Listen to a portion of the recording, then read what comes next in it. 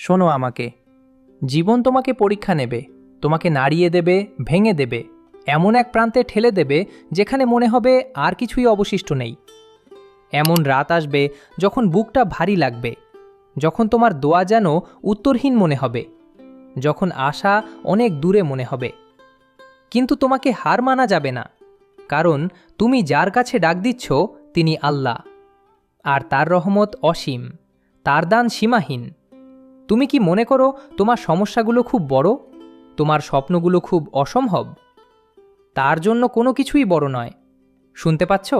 কিছুই না।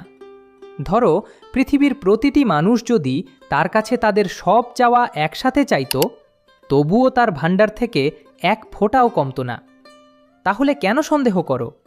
হাত তোলো, দোয়া করো। এমনকি যখন তুমি ক্লান্ত, তখনও। এমনকি যখন কিছুই অনুভব করো না, তখনও। বরং ঠিক তখনই, কারণ তোমার দোয়া শোনা হয় সব সময়। ধৈর্য ধরো, সহজ বলে নয়, বরং কারণ আল্লাহ ধৈর্যশীলদের সঙ্গেই আছেন। আর তার ওপর ভরসা রাখো, সম্পূর্ণভাবে, নিঃশর্তভাবে। তোমার সব প্রচেষ্টার পর নিজেকে ছেড়ে দাও, আর তোমার হৃদয়কে তার কাছে শান্তি খুঁজে নিতে দাও।